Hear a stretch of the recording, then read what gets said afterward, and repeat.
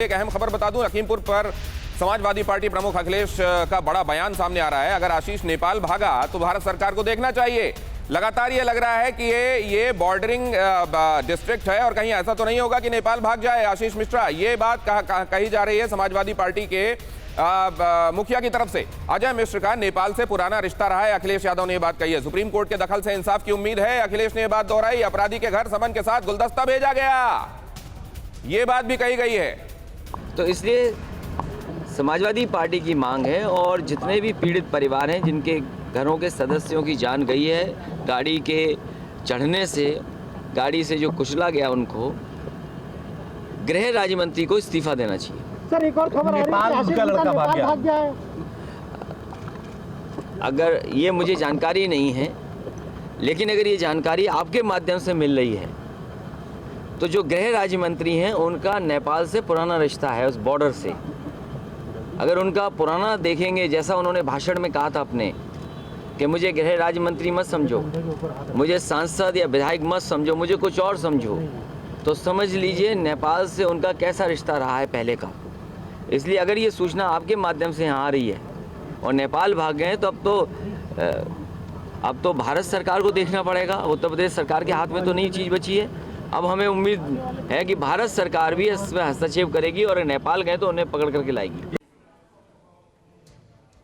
Sir, इस तरह के मामलों में अरविंद सर, मैं ये बात जानना चाहता हूं कि क्या पुलिस की ट्रेनिंग में कुछ एसओपीज होते हैं जो लेट डाउन है, क्लियर कट, कि इस तरह के मामलों में अगर चीजें होती हैं तो क्या करना चाहिए, या इसमें क्या करना चाहिए, पहले क्या करना चाहिए और उसके बाद क्या करना चाहिए? ये केस टू केस वेरी करता है। नहीं, केस टू केस वेरी तो करता ही है। इस प्रकार के इंसिडेंट्स, जैसा मैंने कल भी कहा था, बहुत कम होते हैं कि गाड़ी चढ़ा दी, कुचल दिया, जो गाड़ी चढ़ाने वाला था वो भी सब कुचल दिए गए। तो एविडेंसेस क्या मौके पे मिलती हैं? 315 बोर के कट्टे की गोलियां मिली हैं। ये 315 बोर का कट्टा किसके पास था? क्योंकि जो मैं पोस्टमार्टम रिपोर्ट्स देखी हैं उसमें किसी में भी गन शॉट वुंड्स नहीं हैं, ना कोई एंट्री वुंड्स हैं, ना कोई एग्जिट वुंड्स हैं। तो ये किनके ऊपर चलाई गई, कौन इनसे घायल हुए, कौन कट्टा लेके मौके पे आया था? सर, मैं एक बात और जानना चाहता हूं Arvind sir, now since you are back, मैं ये जानना चाहता हूं कि क्या सर इससे फर्क पड़ता है कि किससे ताल्लुक रखने वाला है इसमें अभियुक्त? क्या इससे दबाव आता है डिपार्टमेंट पर? क्या ये जो बात कही जा रही है विपक्ष की तरफ से, ये इसमें सब्सटेंस है, या क्योंकि आप पुलिस के आला अधिकारी रहे हैं राज्य में तो इससे कोई फर्क नहीं पड़ता?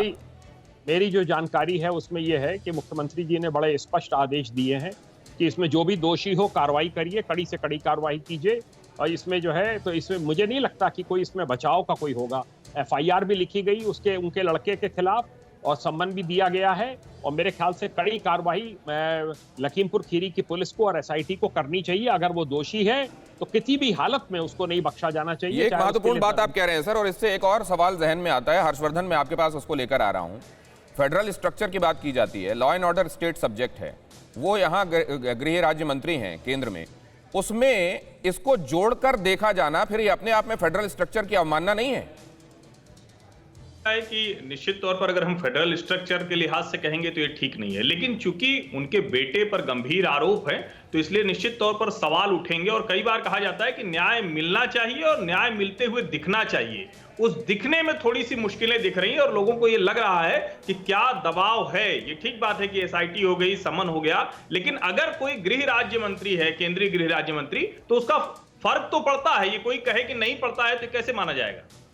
परवाह देश की, सोमवार से शुक्रवार रात 10 बजे TV9 भारतवर्ष पर।